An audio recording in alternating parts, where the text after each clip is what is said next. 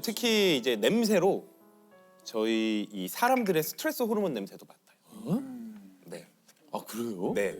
근데 자기네들이 이렇게 와서 막 핥아주고 우리가 얘네들을 쓰다듬으면 또 생리학적으로 이런 스트레스가 줄어들고 심박수도 낮아진단 말이에요. 그러면은 이 강아지들 입장에서는 아 이렇게 뭔가 잘못됐을 때 내가 왔을 때 이런 행동을 하면 이 상황이 좀 해결이 되는구나 이런 것들을 이제 배울 수 있죠. 그래서 실제로 공감을 하는 그런 강아지들이 있습니다. 우리 그 고양이도 위로를 잘 그렇죠. 근데 고양이가 사랑한다라는 표현이 강아지하고는 좀 많이 다르거든요. 어떻게 해야 돼? 그러니까 뭐 강아지는 와서 뭐 꼬리 흔들고 뭐 약간 막 이렇게 돌고 막 약간 이런 거 뭐 이렇게 막 안아달라 이런 거라면 고양이가 기본적으로 이제 애정 표현, 사랑 표현 하는 것 중에 이제 대표적인 게 헤드번팅이라고 해서 머리를 이렇게 쿵 박으면서 이렇게 비비는 행동을 하거든요. 그런 것도 있고 그다음에 이제 알로 그루밍이라고 해서 와서 이제 뭐 핥아준다던가. 그런 것도 있고 뭐 누구는 자고 있을 때 와가지고 고양이가 그르릉 하면서 아, 예, 퍼링이라고 해서 골골송이죠. 약간 그것도 심리적으로 좀 안정감을 주거나 통증 완화도 되고.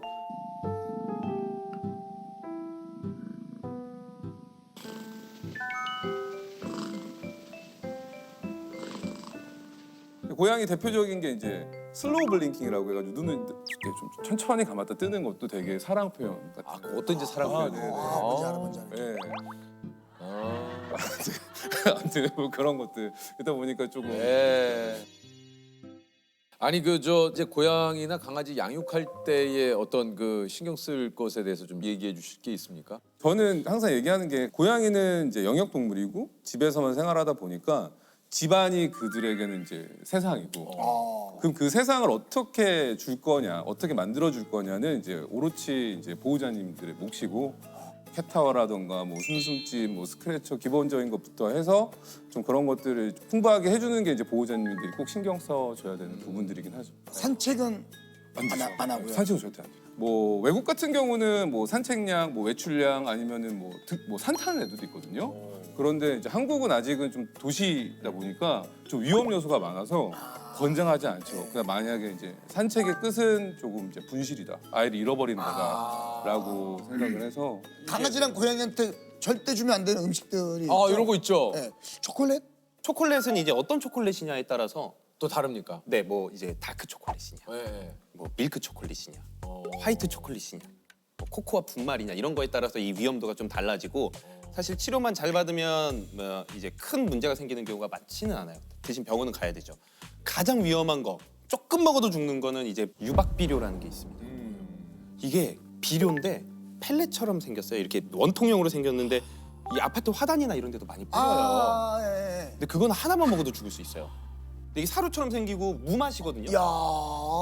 고양이 같은 경우는 좀 위험한 게 그래서 백합과 저기 꽃을 먹으면은 문제가 많이 생겨요. 백합과의 네, 꽃을 먹으면 네. 그래서 꽃 같은 거 항상 이렇게 갖다 놓으실 때는 이제 백합관지 백합관지 아닌지. 확인하시고. 되게 중요한 팁이다. 그러니까 백합은 물론이고 백합과. 네. 아 이게 그러니까 또 보호자분들께서도 참 신경 쓸 게 참 많습니다. 네. 예. 제가 되게 충격을 받은 적이 한 번 있어요. 그래서 제가 이제 연복 셰프님이랑 한번 이렇게 얘기를 하게 된 적이 있는데 유기견을 키우세요. 생일이라는 유기견을 키우시고 연복 셰프님은 그러신다는 거예요. 내가 만약에 술 약속이 뭔가 약속이 생기면 난 두 가지 중에 하나를 선택한다. 약속을 안 가고 생일이를 산책시킬 것인가. 약속을 갔다 와서 늦어도 생일이를 산책시킬 것인가. 그러니까 이걸 딱 듣는 순간 저는 어떤 생각을 했냐면 반려견을 키우려면 내 인생에서 제 3순위 안엔 정도 들어야 돼. 그렇죠. 그래야지 맞아요. 서로 행복해질 수 있다는 생각을 했어요. 저보다 바쁘신 분이거든요. 그 시간을 쪼개서 나한테 가장 중요한 것 중에 하나이기 때문에 나를 희생하고 이걸 쪼개가면서 얘를 이제 산책시키고 즐겁게 해주려는 모습을 보면서 저도 되게 많이 감동을 받고 깨우쳤었거든요.